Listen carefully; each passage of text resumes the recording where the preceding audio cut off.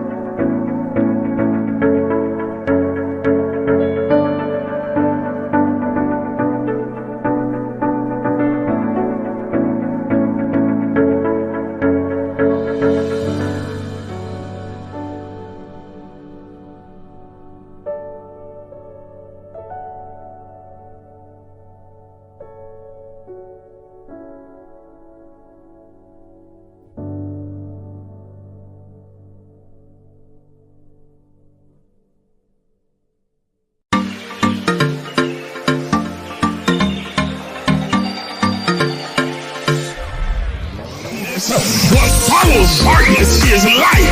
That darkness is the indicator that light is getting ready to shine. So there it is in Genesis, when darkness was upon the face of the deep, and God in the spirit form moved upon the face of the waters, and then God said, let there be. Because darkness precedes the light. Are you understanding what I'm saying? But he needs the darkness there so that God can move upon the face of the deep, so that the shift can take place. Listen, look at your neighbor and tell your neighbor that shifts take place in the darkness. Oh God, y'all didn't hear what I just said. Everybody's not going to see the shift that's happening. They see the chaos, but they don't see the shift. They see all the craziness going on in your life, but they don't understand that underneath the darkness, God is moving in secret. He's moving in quiet. He's moving in the hidden places. He's moving in the cracks and the corners and the crevices. He's moving in places that you cannot see. And when the light comes, they're going to see a new order.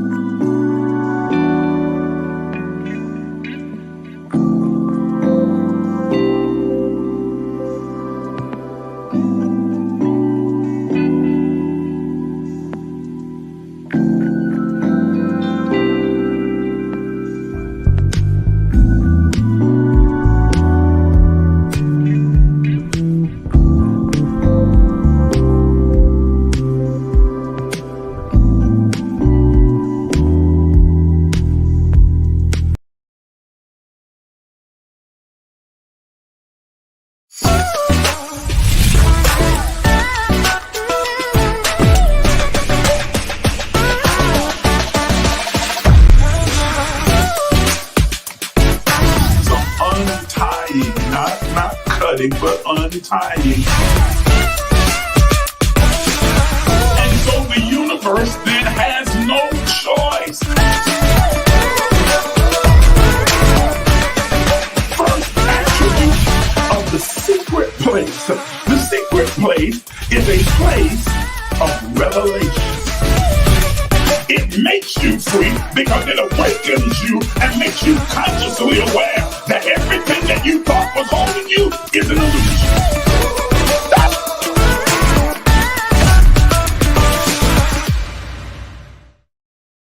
Good morning, everybody. Good morning, and welcome to the Emerge movement.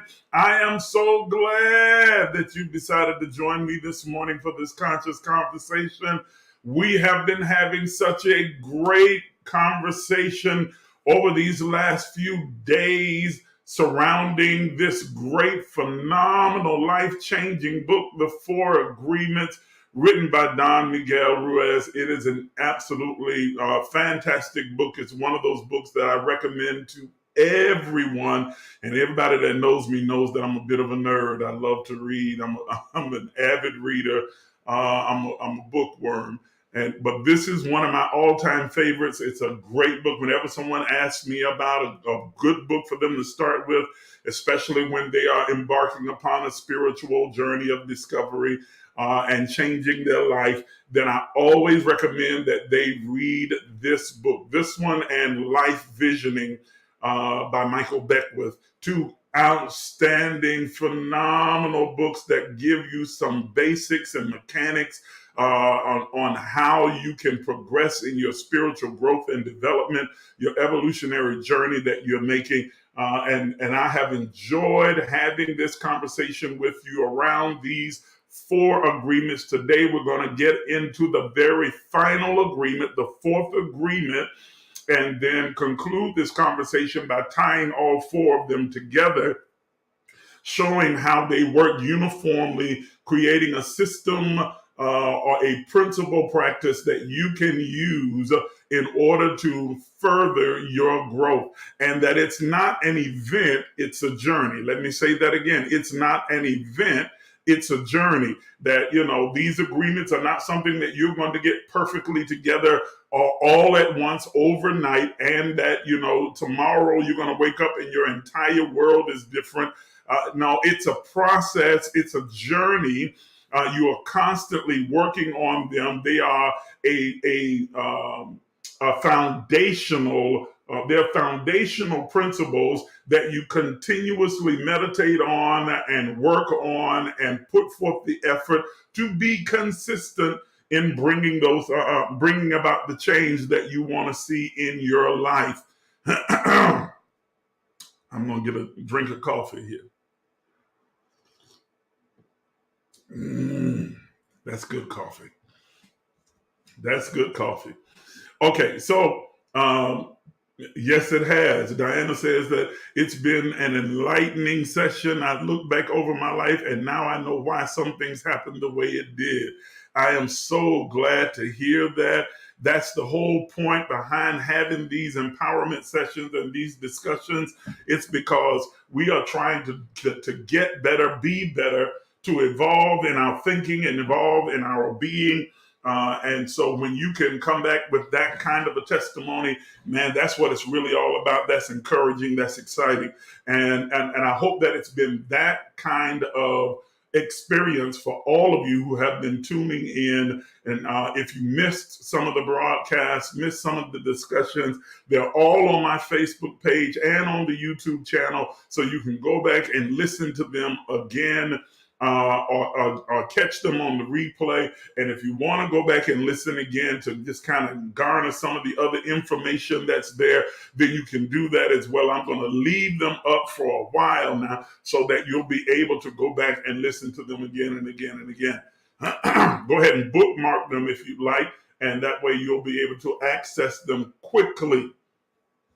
All right. So those of you who are on, if you'll follow Toya's example, Toya Coffee is my tag champion. I'm telling you, she gets on and she tags everybody. If I can get the rest of you to start doing that, man, ain't no telling how many people will jump on this live. Go ahead and tag and share, tag and share, tag and share, tag and share. Invite others to come and be a part of the conversation. Let's have a good, open, robust conversation like we had last night. Last night was so much fun. I'm telling you, I don't know if y'all enjoyed it as much as I did, but I had a really good time. Y'all, anybody that knows me also knows I love my coffee in the morning. So you got to put up with me drinking my coffee while we talk. It's a very informal setting. But yeah, I got to have my coffee. That just sets my day right. All right. So let's get into it. Um, we have been discussing these four agreements. Be impeccable with your words. Don't take anything personally. Last night we dealt with don't make assumptions. And this morning, this is the fourth agreement. The fourth agreement is always do your best. Always do your best. I'm going to begin with chapter 5 of the book, the fourth agreement, and just read a short, brief passage from it, and then we'll go back and unpack it as we did last night. Here we go. Always do your best. There's just one more agreement, but it's the one that allows the other three to become deeply ingrained habits. The fourth agreement is about the action of the first three. Always do your best. Under any circumstance, always do your best. No more, no less. But keep in mind that your best is never going to be the same from one moment to the next. Everything is alive and changing all the time, so your best will sometimes be high quality and other times it will not be so good.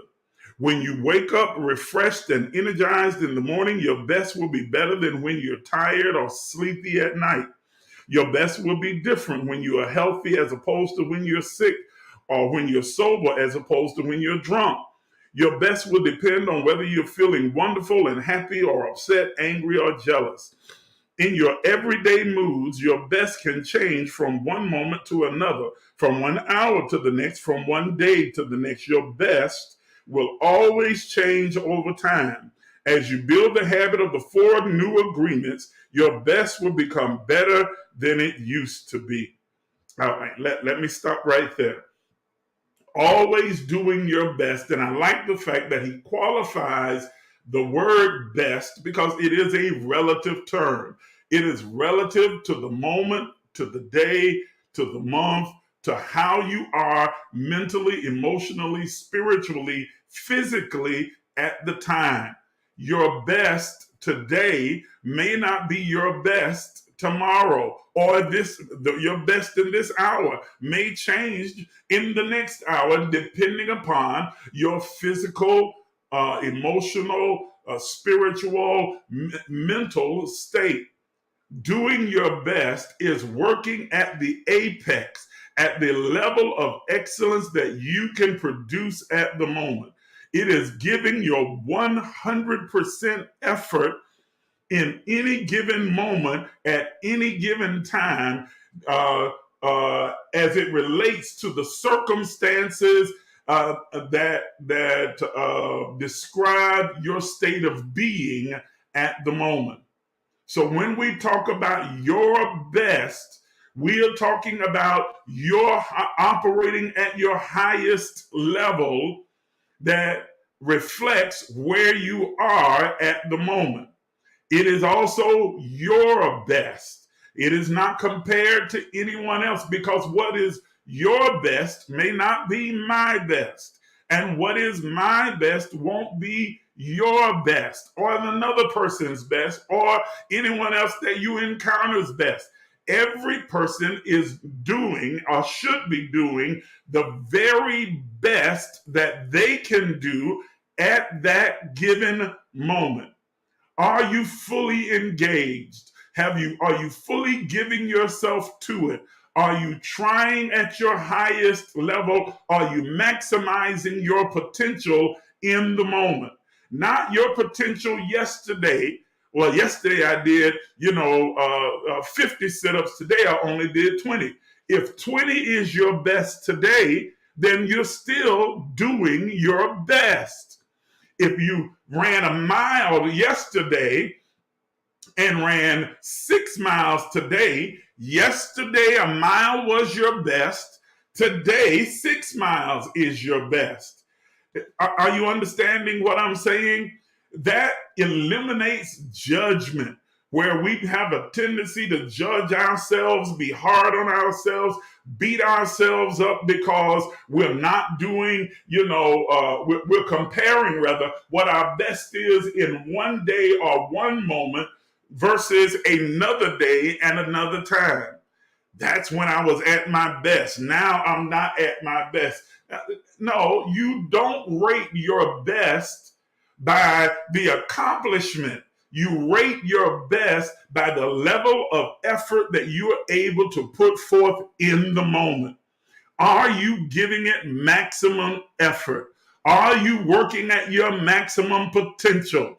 Are you giving it your all in that moment? The one thing that we've got to learn, and this is really difficult because we've all been so domesticated by our culture and by our environment, and especially by religion, is that we are taught to be very judgmental and very hard on ourselves. And we have got to release that judgmentalism when it comes to ourselves. And the reason that we become judgmental of other people is because we're so judgmental of ourselves. Give yourself a break. Give yourself grace. Give yourself the space to be able to grow and expand and to evolve at the pace that suits you at the moment. This is not about comparing yourself with anyone else or even comparing your today with yesterday. It's about giving your all in that moment.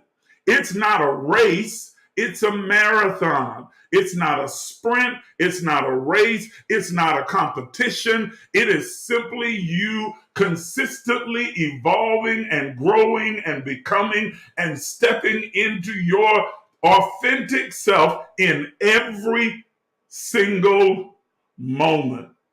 Always do your best. He gives an example by telling this little anecdote in the next part of the book that I want to read to you. I think it highlights something extremely important, especially as it relates to what we were just saying. He says, there was a man who wanted to transcend his suffering, so he went to a Buddhist temple to find a master to help him. He went to the master and asked, Master, if I meditate 4 hours a day, how long will it take me to transcend? The master looked at him and said, if you meditate 4 hours a day, perhaps you will transcend in 10 years. Thinking he could do better, the man said, oh, well, Master, if I meditate 8 hours a day, how long will it take me to transcend? The master looked at him and said, well, if you meditate 8 hours a day, perhaps you will transcend in 20 years. The man replies, but why? Why will it take me longer if I meditate more? The man asked. The master replied, listen to this. You are not here to sacrifice your joy or your life. You are here to live and to be happy and to love. If you can do your best in 2 hours of meditation, but you spend 8 hours instead, you will only grow tired, miss the point, and you won't enjoy your life. Do your best, and perhaps you will learn that no matter how long you meditate, you can live, love, and be happy. I want you to listen to that response. That is such a powerful statement. I'm going to read the first part again. You are not here to sacrifice your joy or your life. Let me say that again. Let's unpack that for a moment. You and I are not here to sacrifice your joy or sacrifice your life. You are here to live, to be happy, and to love. Anything that takes away your happiness, your joy, your life, your love, that causes you to sacrifice those things is not serving your highest good. It does not promote the best version of yourself. You are not here to sacrifice your living, your life, or your joy. If you can accomplish what you need to accomplish in an hour, then going for 5 hours is not going to matter. You are actually just wasting your time and setting yourself up for disappointment and frustration. Now, this is important as it relates to everything, but I want to kind of zoom in on, like, he uses the term meditation. Let me throw in prayer and study and all of the other keys to the universe. Okay? Those keys are powerful, they are important, but don't feel pressured to sacrifice your life and joy by saying, well, I need to pray 8 hours a day and I need to pray for 3 and 4 or 5 hours. If you can accomplish what needs to be accomplished in 30 minutes, then pray. If 30 minutes is your best, then do your best. If fasting for 24 hours is your best, 6 hours, 8 hours, then do your best. Putting yourself in the position of pain and anguish and, by trying to fast for 21 days when you know you're not built for that, you're not in the position to do that physically, all you are doing is causing yourself pain. You are sacrificing your joy and your life. If you can accomplish what you need to accomplish in 8 hours, 6 hours, 24 hours, 3 days, then do your best. Because you know someone who fasts for 10 days and they seem to be doing so well, don't compare yours with theirs, because your 6-hour fast, if it is your best, is just as powerful as their 21-day or 10-day fast. Are you understanding what I'm saying? There's an analogy that Jesus is purported to have given in the New Testament that highlights this. He talks about a man who comes in and puts a whole lot of money into the treasury, an offering. And then a widow who puts in 2 mites, okay? Which is, most people call that 2 pennies. Literally, it's not. It actually translates to be less than 1 cent, okay? A fraction of 1 cent. And he asked his followers who gave the most. And they immediately ran to, well, the man who put in this large amount is the one who gave the most. And he says, no, the widow who gave her 2 mites gave the most, because she gave everything she had, while the other gave out of his abundance and had a multitude to spare. One gave her best and the other just gave. Are you understanding what I'm saying? So even as it relates to giving, as it relates to prayer, as it relates to fasting, as it relates to study, as it relates to anything, always do your best. And only you know what your best is. No one else can judge that. Only you know when you are doing your best and when you are starting to sacrifice your life and your joy. You're not put here to sacrifice your life, to sacrifice your joy. You are put here to live, to love, to enjoy, to experience, to express, to expand. You are here to have a wonderful experience in this 3-dimensional world that we call Earth. That's your reason for being. That's why you are placed here, so that God can experience itself as you. And so your experience is to be beautiful and wonderful. This is why I talk so much about doing what serves you, embracing what elevates you, grabbing onto those things that make you, that give you happiness and joy and peace, and not allowing anyone to impose upon you a bunch of rules, regulations, legalisms that steal away your joy.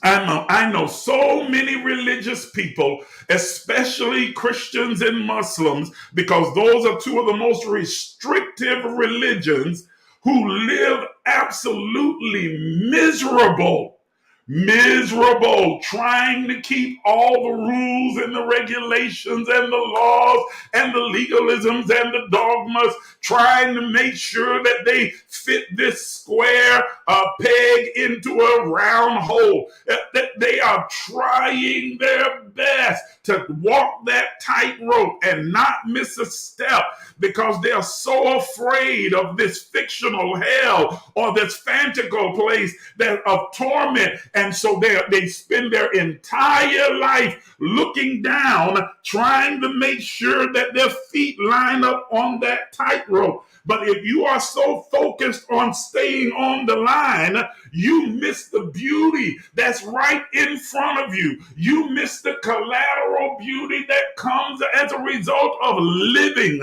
You are missing your life. You are missing your joy. You are missing all of the things that this earth has to offer you, because you are not focused on living. You are focused on keeping the rules. When in fact, all that you need to focus on is doing the best that you can. Always do your best. I see a comment. Hold on just a second. Let me put my glasses on. Toya says, we compete with no one at no time in space, or not space or not. Do we need to worry about no one but ourselves? This is the okay. I think what you mean is that, yeah, we compete with no one at any time or space, and we don't need to worry about anyone else but ourselves. And it's true. We're not in competition with anyone. You are not in competition with anyone, not even with yourself. Let me say that again, because I've heard people saying that, well, the only person I compete with is me. I'm not competing with me. I am not competing at all. I am giving my best in every given moment, in every passing day. I am always efforting to give 100%, to perform at my highest potential in the moment. It's not like I'm not competing with what I did yesterday or last week or last month, or what I might do next week or next month or next year. I am focused on living my life like it's golden, enjoying every moment and every second that is sent to me, every pre-sent moment. Yes, that I encounter. I am doing my best in that moment. Are you understanding what I'm saying? Let me keep reading. Doing your best. Doing your best. You're going to live your life intensely. You're going to be productive. You're going to be good to yourself, because you will be giving yourself to your family, to your community, to everything. But it is an action that is going to make you feel intensely happy. When you always do your best, you take action, because the operative word in this agreement is do. Do your best. You can't just think your best. You have to actually do your best. Doing your best is taking the action because you love it, not because you're expecting a reward. Most people do exactly the opposite. They only take action when they expect a reward and they don't enjoy the action. And that's the reason why they don't do their best. How many of you know people, or maybe you're one of those people who wake up every morning and go to a job that you hate, that you are miserable at, that you don't enjoy at all? And so you don't perform at your best because you don't really want to be there. It doesn't bring you joy, it doesn't fulfill you. It's not something that really you're passionate about.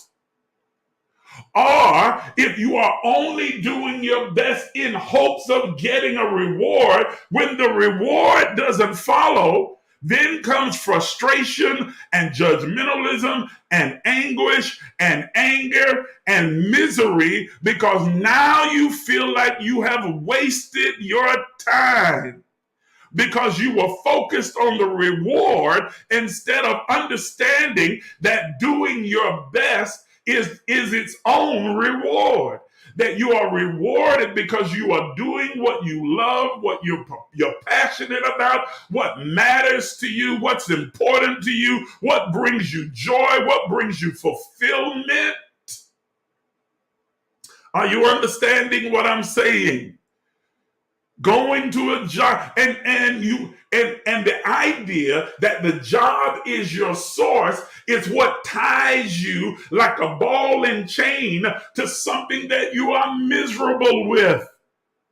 And so you see, because you don't understand that the Spirit of God within you is the source of your supply, that your source of abundance flows from within and not from without, then you tether yourself to something, a job, an occupation, an obligation that doesn't serve you, that only makes you miserable, that you wake up every day and it's like, oh God, I wish I didn't have to go to this place. I don't want to go here. I don't want to be here.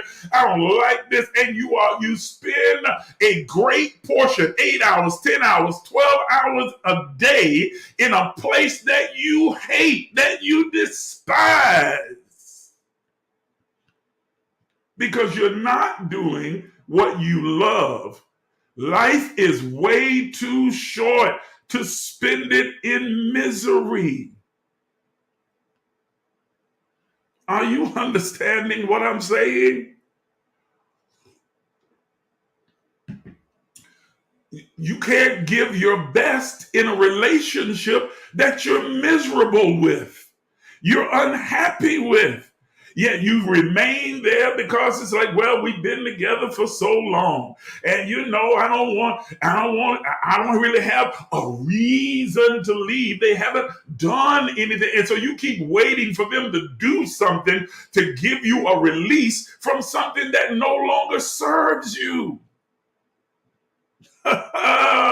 Are you understanding? And so you don't give your best because you're miserable. You don't really want to be there. You are in a church, you are in a ministry that you have outgrown years ago, but because Grandma Tippy was there and Uncle Junior put the roof on the church and Grandpa Willie is the founder of the church, you stay there dying on the vine.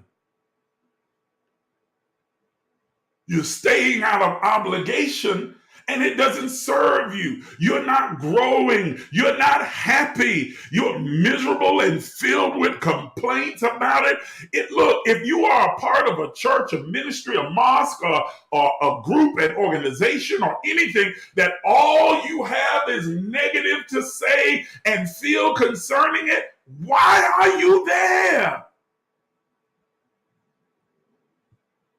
If it doesn't bring out the best in you, it doesn't serve you. Whoa! I know I'm upsetting a few folk right here, but I'm going to say it. Yes, Lord.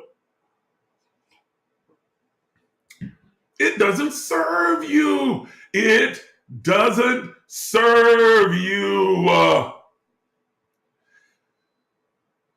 Okay? Always do what makes you happy, what serves you, what gives you an intense feeling of purpose and fulfillment. Always do your best.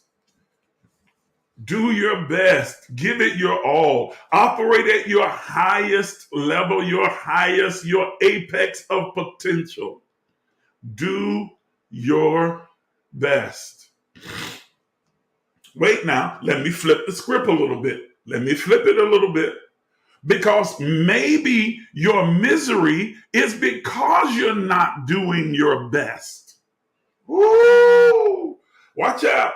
Maybe you are right in the place that you need to be, but you, out of your own fear, timidity, insecurity, don't give it your all, don't do your best, and so you just kind of phone it in. Y'all not gonna talk back to me now. Come on, you phoning it in. You're not even trying anymore. You've been there for so long that you don't even think about what you're doing. You're just phoning it in. I know a whole lot of preachers.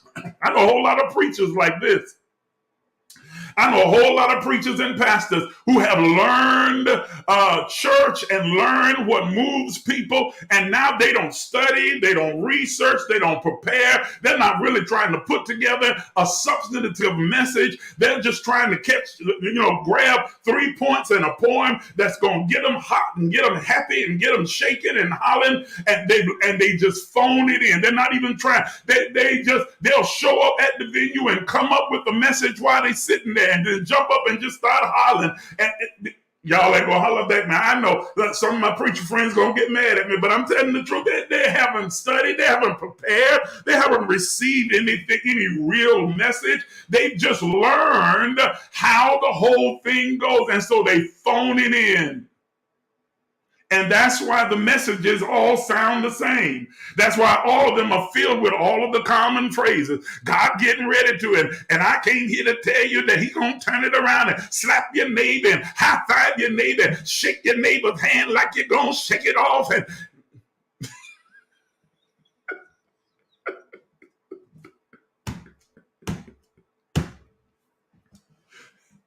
And all of the messages sound exactly alike because they've learned the formula of what works. And so they just phone it in.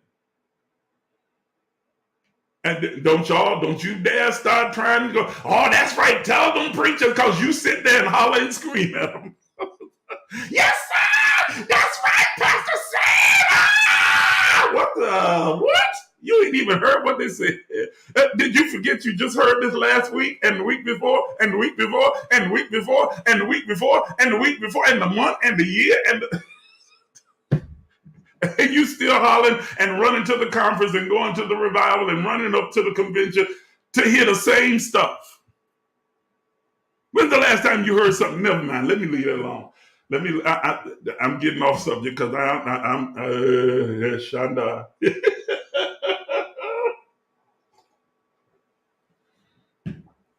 It's supposed to be a place where you grow and learn and expand. You ain't learning nothing new. You hearing the same old rehearsed lines that you've been hearing for the last 30 years. Ain't he all right? Won't he do it? Won't he, won't he, won't he, won't he, won't he, won't he? Oh, yes, sir.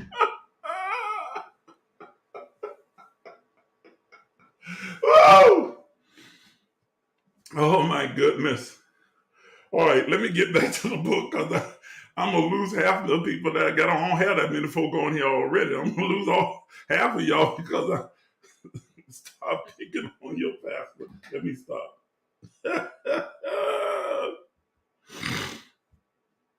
Okay? When you are doing your best, you are enjoying the action or the doing. It is a way that you will not have the negative repercussions that come when you are not doing your best. You do your best because you want to, not because you have to, not because you're trying to please anyone, and not because you're trying to please any any particular organization or thing. Action, listen to this, is about living fully. Action, doing your best. Doing is about living fully. Inaction is the way that we deny life. Inaction is sitting in front of the television every day for years because you're afraid to be alive and to take the risk of experiencing what and who you are. Expressing what you are is taking action. You can have many great ideas in your head, but what makes the difference is the action. With our actions upon an idea, without action upon an idea, there will be no manifestation, there will be no result, and there will be no reward. I have a group chat with my kids, my family, and I sent them something the other day. I'm trying, let me see if I can find it real quick. That came to me as I was driving. I wrote them and said, "Good morning, everyone. I have 3 questions for you. What is your dream or vision for your life? Number 2, what is the plan? What is your plan to make it a reality? And then number 3, what are you going to do today to advance your plan?" And then I ended it by saying, a dream without a plan is a fantasy. A plan without execution is just an idea. And execution without consistency is failure.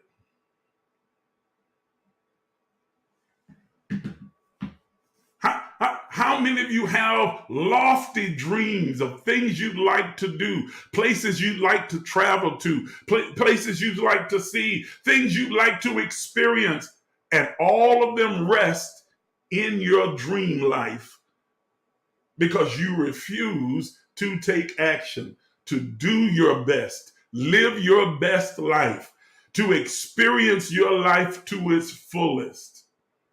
And don't you dare tell me what you can't afford. Don't tell me, do you know that the word afford literally means to make allowances for? You can afford whatever you choose to make allowances for. I can't really afford to travel. Yes, you can. You cut out some of the other things that don't matter and use that money to travel. You have to choose that you want to get out and experience life. You can afford whatever you're willing to make allowances for. What are you willing to make allowances for? What are you willing to trade off? What things are you willing to abstain from or to release that don't serve you anyway? They're just something that you do out of obligation. Y'all not going to talk back to me now. In exchange for your complete happiness, your joy, having these expansive experiences. Doing your best means you're taking action to follow your passion, follow your dream, to go after what it is that you really desire, that is really your hope, your love, your joy. Go after it. And don't let anyone stop you. And don't let anyone and anything judge your passion. It's your passion. Are you understanding what I'm saying? Do what serves you and understand that is fluid. Because what serves you today may not serve you tomorrow. What serves you this year may not serve you in the next. And that's okay. It's okay for what serves you to change. It's okay for your desires and your dreams and your wants to change. It's okay. It's okay for you to experience life, to want to experience certain things. Are you understanding what I'm saying? It's okay. There's another scriptural text in Thessalonians that says, try everything. Prove. It uses the word prove, which means to try. To try everything and then hold fast to that which is good, which serves you. Quit limiting yourself to the things that your religion, your culture, your environment, your family says that you can have and you can experience. That's not living your best. That's not doing your best. That's not experiencing your life to its fullest. Try everything you desire to try. Try it. And then keep the things that you desire, that serve you best. And the things that don't, leave that to the side. Don't judge it because just because it doesn't serve you doesn't mean it won't serve someone else. But be willing to try it. Try it. If you desire it, try it. You want to travel? Travel. You want to visit other cultures? Then go. What if you're not going to experience them by watching it on TV or sitting up there in that little small doohickey town? Yeah, I'm talking about y'all that's living there in Fitzgerald, Scylla, and Douglas and all them other. Oh, let me stop. I'm going to get in trouble. I got my friends on here. They're going to be like, now, wait a minute. You're going to get off Fitzgerald.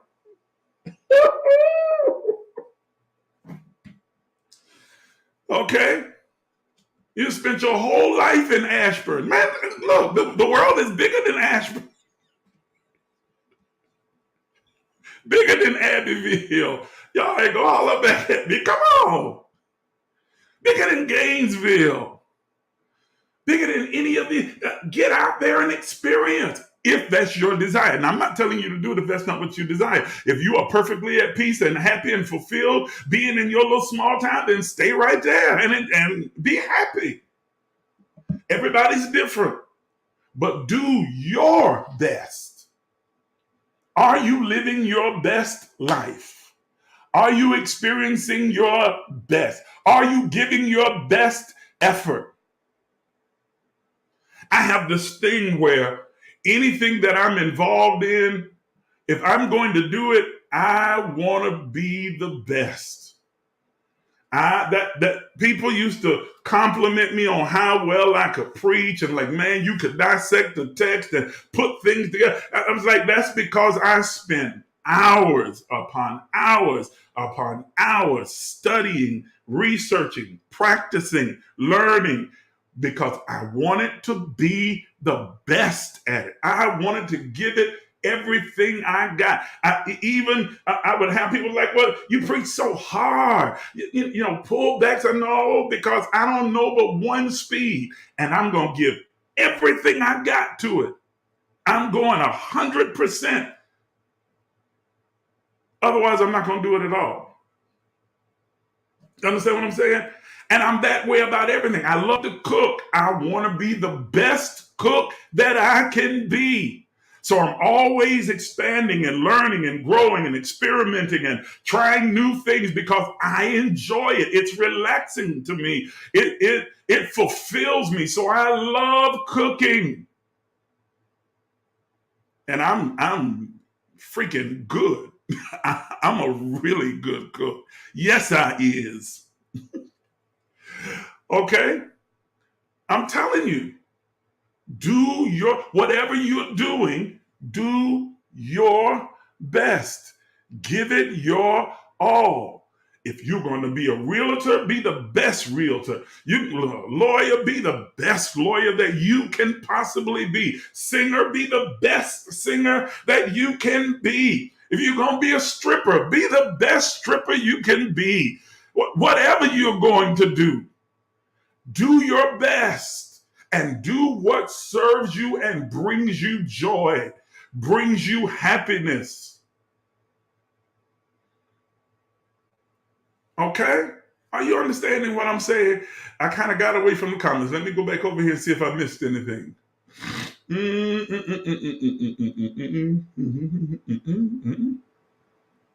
Tori says, I am determined to be happy. That's right. You make the choice to be happy. With yourself, with your life. I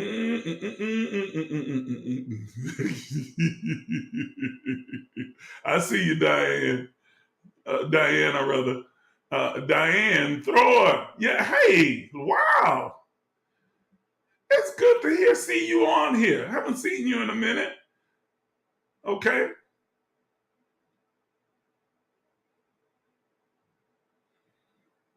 So you said I'm in your conversation from yesterday? With Marcy Larkin. Okay. Okay. Well, that's nice. Good. Ooh. Diane. So Diane Thoreau said you're going back to Spain? Spain is beautiful. I've only been there one time. But when I was there, it was absolutely beautiful. I love travel. I love experiencing different. I've had the blessed opportunity to be able to travel to so many different places, several countries, and around the world, and experience so many different cultures.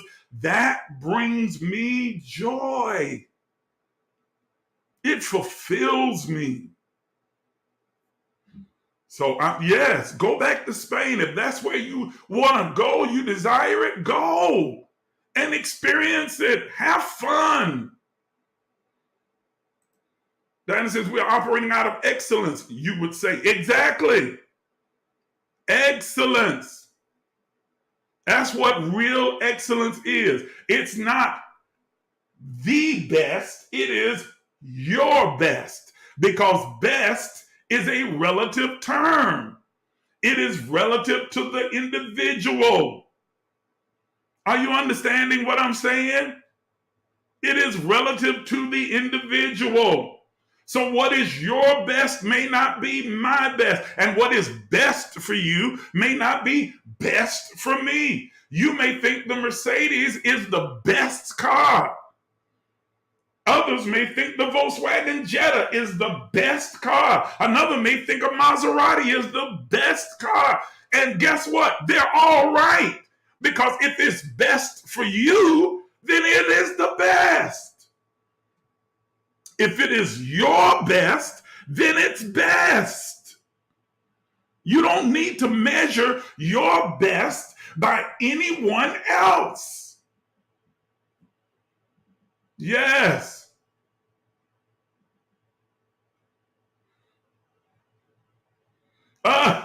Diane says she's waiting for a dinner invite. You got a long way to travel if you're going to come to dinner up here because this is in D.C. Oh, you just, and then she followed it by saying, I love to travel. Okay, you got me.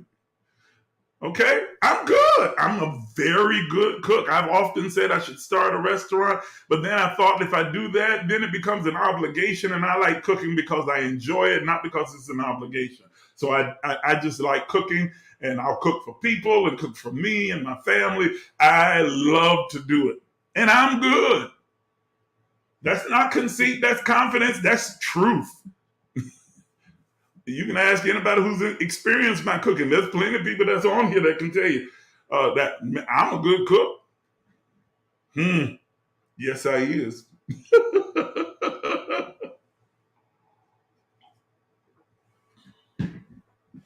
Okay? Let me go a little bit further. In India, they perform a ritual called puja.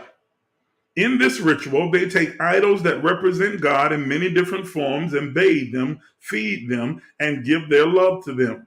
They even chant mantras to these idols. The idol itself is not important. What is important is the way they perform the ritual, the way they say, I love you, God. God is life. God is life in action. The best way to say, I love you, God, is to live your life doing your best. Let me say it again. Whoa, that's good.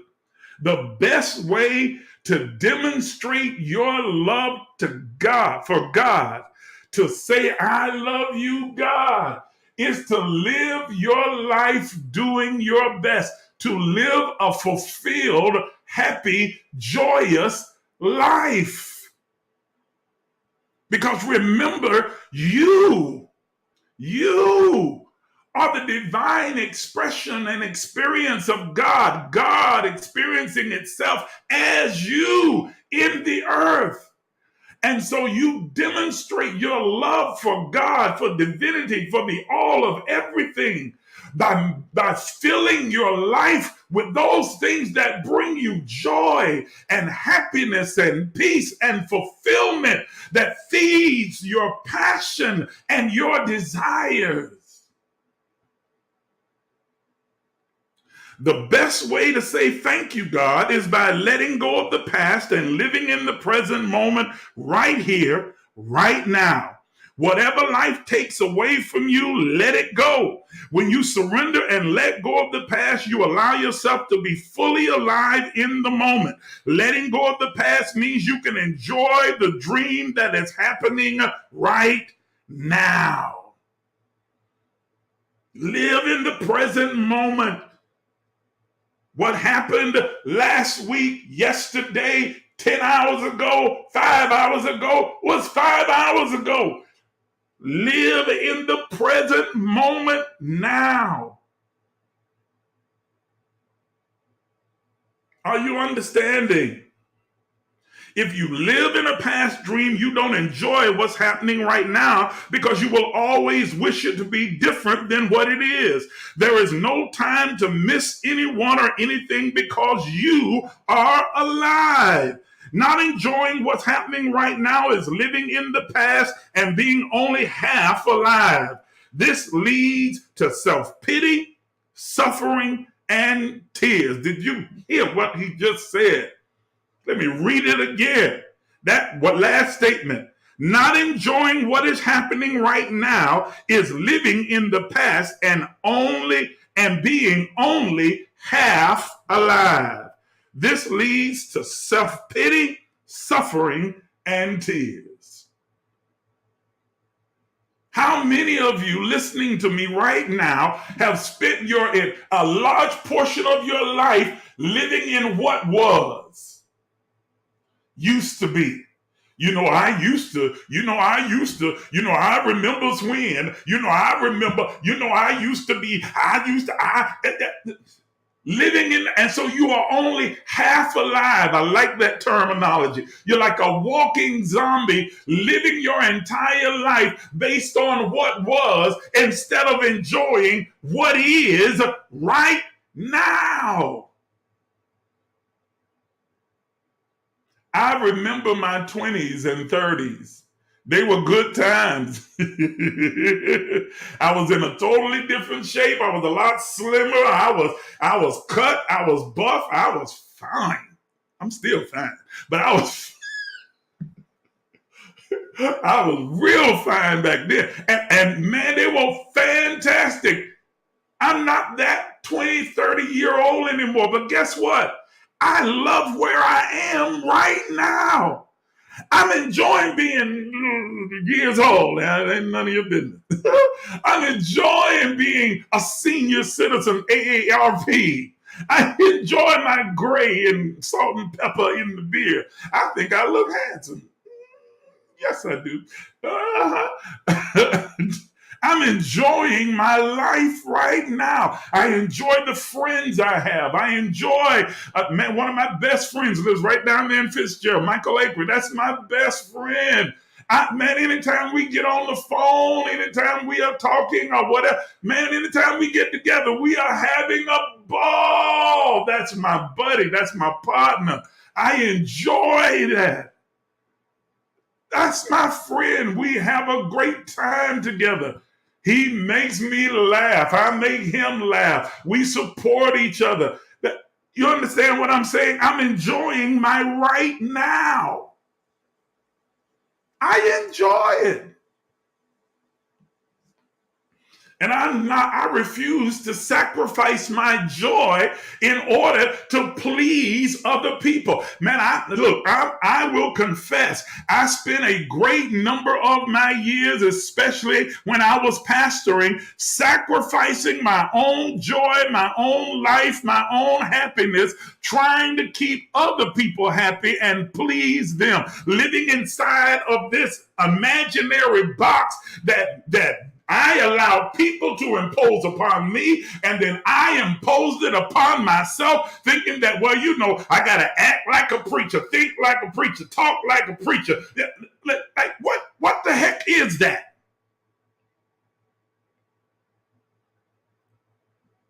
Because if people know I do that, or they hear me do that, or they see me do, if they know, then they might not think that I'm a preacher. Preachers ain't supposed to. Preacher ain't supposed to feel, think, and act this way. And it was sheer misery. The only joy that I got was doing the actual teaching and preaching and ministering and helping other people. But then in my own personal life, I was constrained.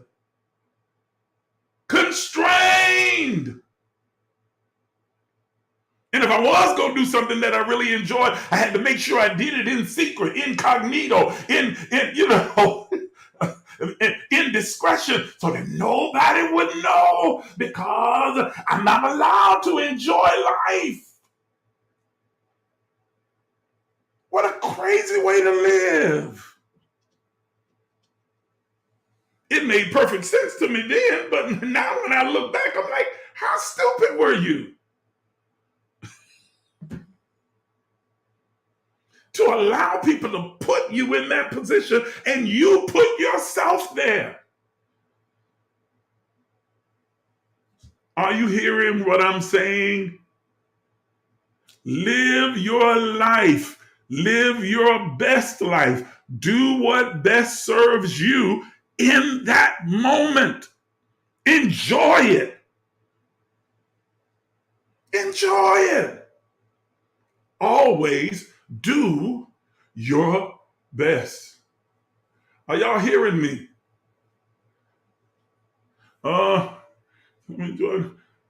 Yeah, Diana says she's enjoying her. Diana says she's enjoying her 60s. That's what I'm talking about. Diana says, I got out of the preacher box. I was told I was weird, so let me be weird in There you go.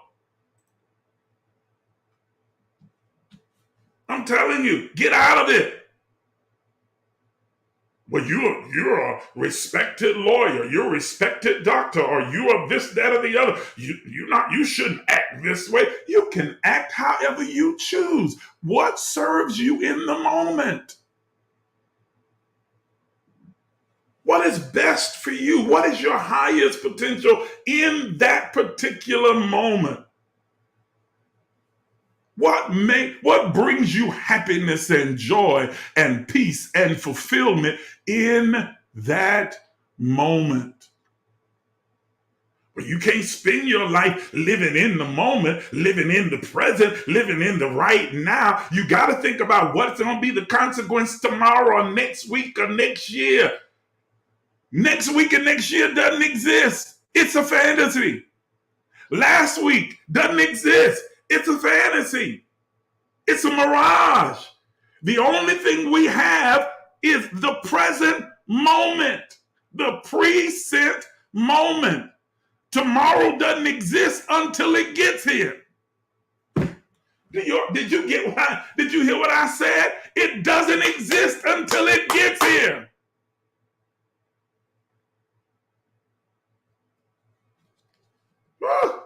So live your best life right now. Do you know, I know so many, and I'm going back to the preacher thing. I know so many preacher friends of mine who live a completely constrained life, and they live a double life, if you will, because they live one life for the people and another life for themselves. And they can't allow the two of them to come together because they're concerned about what the people will say or think. Because we have been taught and domesticated into thinking that nothing good can come out of a person who does something that seems to be contrary to what we think is good. Y'all ain't gonna holler back at me. I know I'm stepping on some toes this morning, but it's the truth. It is the truth. But you put more emphasis emphasis on the personality than you do the words and the learning and the information that's being released to you. You can learn from a drunk. You can learn from a crackhead. Y'all ain't gonna say nothing to me. Come on. They can enrich your life with information because they have an experience that you don't have.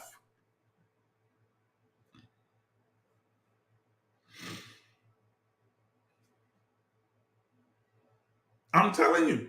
And not only preachers, a whole lot of church folk live a double life. One life in church, no institutionalized hypocrisy. That's my phrase that I coined. It's institutionalized hypocrisy, where we have learned how to be fake and how to be phony because you're not allowed to be authentic and to be truthful and be who you really are without everybody around you judging you and you judging yourself. Because if you saved, you wouldn't act like, you wouldn't say, you wouldn't think, you wouldn't do. Who says? Who made anybody the arbiter of salvation other than God? Y'all, man, I know. I'm treading over into some dangerous territory with some folk right now. But it's the truth. Who says? Talking about you anointed. You can't be anointed and you doing this and living like this and having this and behaving like this. There ain't no anointing of that. Who says? Do you own the anointing? Do you own that energy, that force, that power, that spirit? Are you the one who delves it out and takes it back? Do you? And have you decided for God who God will use and who God will not? Are you out of your ever-loving mind?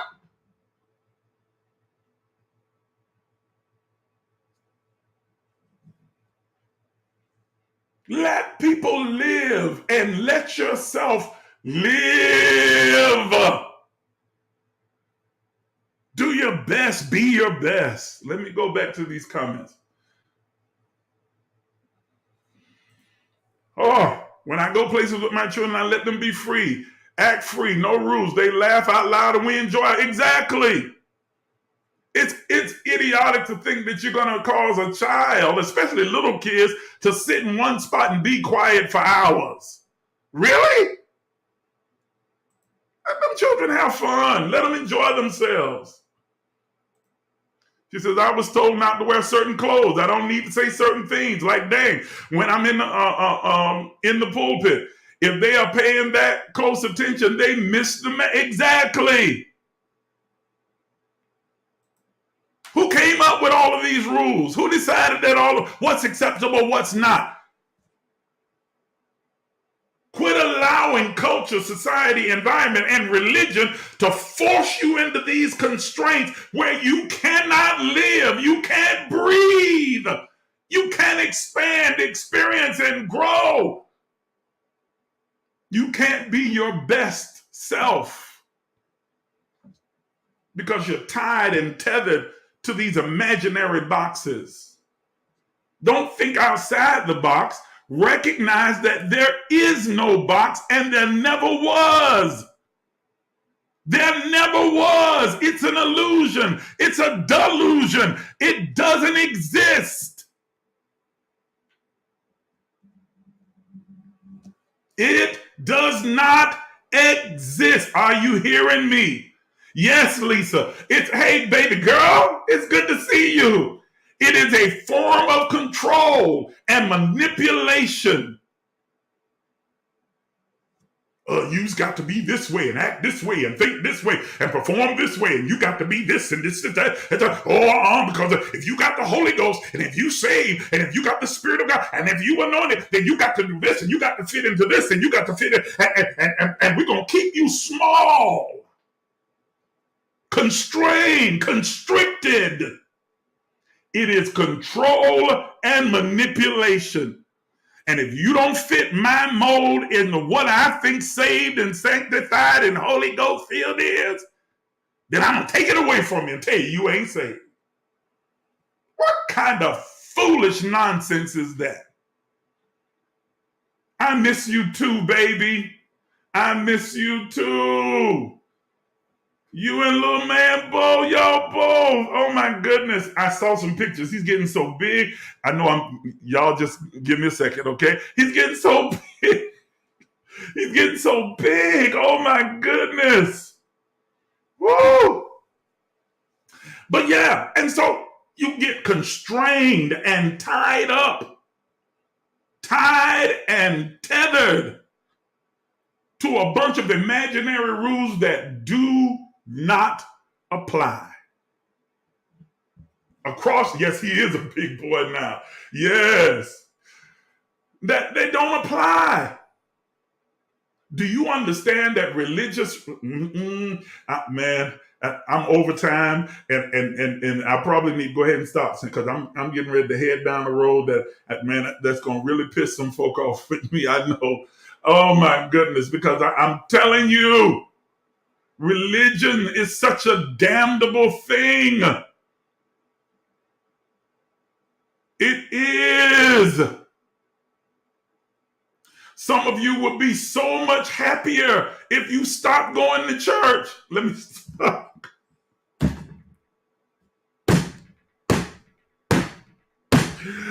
Oh my goodness, yes, I said it. You would be so much happier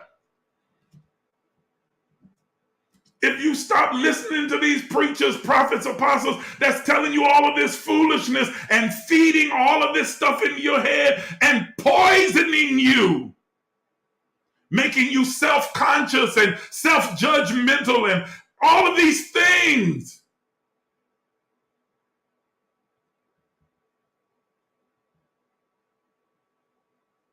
Are you hearing me? Thank you. Lisa says, I've been much happier not being tied down to a religion, that it's time for people to wake up. It is true.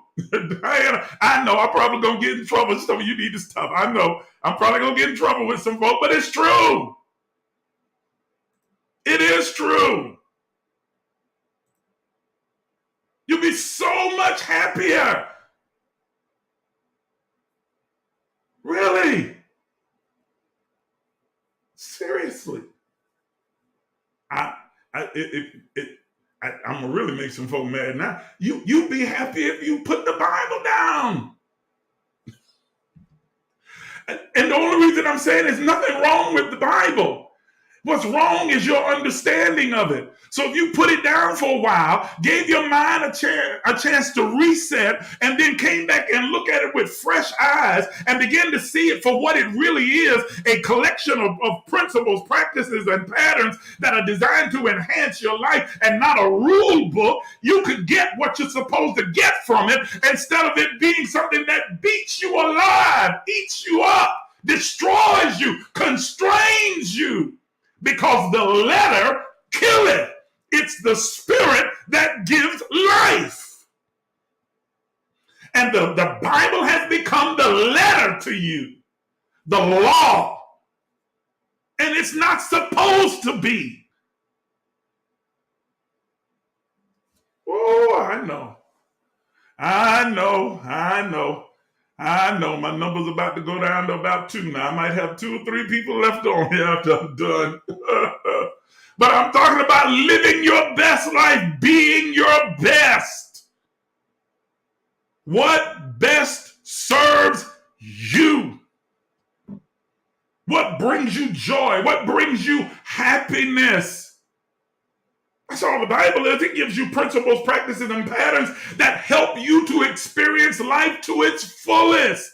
It instructs you to go out and live, to experience, to expand, to grow. I am come that you might have the opportunity to have life and to have it more abundantly. But you can't have it abundantly when you feel all constrained, like you got to walk around these mammy-made clothes with dresses down to your ankles and sleeves down to your knuckle and a dolly on your head. And you got the, praise the Lord, hallelujah, every other word. What's wrong with you?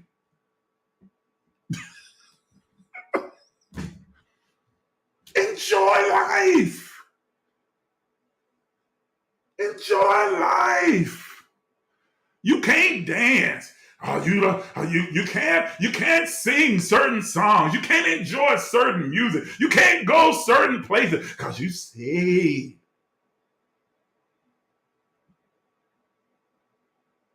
If Jesus is the example, name a place Jesus didn't go.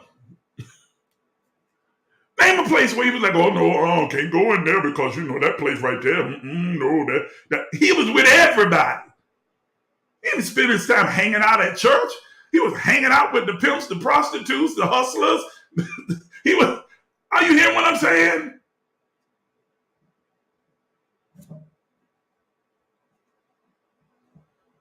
Enjoy yourself. Enjoy your life. Live your best life.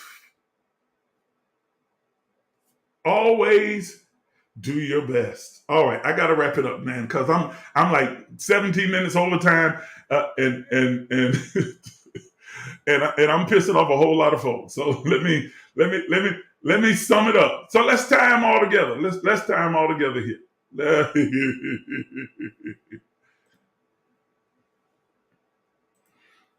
So here we go. Here are the 4 agreements. Be impeccable with your words. Speak with integrity. Say only what you mean. Avoid using words to speak against yourself or to gossip about others. Use the power of your word in the direction of truth and love. Don't take anything personally. That's number 2. Nothing others do is because of you. What others say and do is a projection of their own reality. When you are immune to the opinions and actions of others, you won't be the victim of needless suffering. Don't make assumptions. Find the courage to ask questions and to express what you really want. Communicate with others as clearly as you can to avoid misunderstandings, sadness, and drama. With just this one agreement, you can completely transform your life. And finally, always do your best. Your best is going to change from moment to moment. It will be different when you are healthy as opposed to sick. Under any circumstance, simply do your best and you will avoid self-judgment, self-abuse, and regrets. If you can grasp these 4 agreements, hold on to them, write it down if you need to, screenshot this particular thing, or if you want me to send you the poster, I'll send it to you as well. And just as a personal reminder to you every single day to focus and be intentional about being impeccable with your word, about not taking things personally, about not making assumptions, and always doing your best. I promise you, you will transform your life. And no, you're not going to get it right 100% of the time. And it's not all going to happen overnight. It's a journey, not an event. But you got to start somewhere. You got to at least get started. Grab onto these 4 agreements and watch how they transform your life. If you're always doing your best, then you're impeccable with your words. If you're doing your best, then you don't take anything personally. If you're doing your best, then you don't make assumptions. You see how they tie together? Always do your best. Are y'all with me? Are you following what I'm saying? And any of you that might want this poster, let me know. Just hit me up either in my inbox, and those of you who have my number, you can send me a text and I will send you a picture of it so that you can have it as a reminder, or you can screenshot it or do whatever you want, or you could go online and find different ones up there that just put in the 4 agreements. Google the 4 agreements and go to images, and you'll find images there with these 4 agreements that are there. So, whatever way best serves you, do it that way. But start to use these agreements. Let them impact your life. Okay? Thank you so much for tuning in and being a part of this conversation that we have been having. I appreciate each and every single one of you. It was a fun, robust, rewarding conversation. Wait, hold on. Let me go back to a couple of comments here. Lisa says, We are made from God, so we are God. Why can't we do what he do if we already... Exactly. She says, if you are made in his image, then call us by our name. Right. Okay. Oh, okay. Sure. I will. Be glad to. I'll send it to you. Have no problem at all. Thank you all for tuning in. Thank you for your support. Listen, as always, if you'd like to give in support of the work that we're doing to help to build and expand this platform, or more importantly, to demonstrate your appreciation for what you are receiving and you're learning, to show how much you value it, then I encourage you to give. Everyone that's on with me today, give something, no matter what it is, whether it's $1 or $1,000 or $10,000 or 35 cents. Give something to demonstrate your appreciation and your value for this platform, for what you are receiving. I encourage you to do so. And when you do so, you create a flow of currency into your own life. Thank you so much for tuning in. Thank you for being a part of the conversation. You are what makes this platform sizzle and move forward. I look forward to seeing you all again real soon. If you haven't signed up for text notifications, you need to do it so that you don't miss a single conversation. I put the information at the bottom of the screen. I'm going to leave it scrolling as we get ready to go off the air. All you got to do is text the word emerge to the number that's on the screen, 833-444-0163. And you'll automatically receive a text notification whenever we're getting ready to go on the air. I've enjoyed this conversation. I've enjoyed our conversation, this entire book. We're going to move on to the next thing that in our next conversation. I'm not sure what that's going to be just yet, but I will let you know. Those of you on the text notification, I'll send it out to you. All right. Have an absolutely splendiferous day and an even better tomorrow. Thank you for tuning in. And be sure to catch us every Sunday at 7 p.m. for empowerment. That we are a unique expression. Every Thursday at 7 p.m. for momentum. The creation of God and the God who created him. Once again, be sure to follow us on all social media platforms. And we'll see you next time.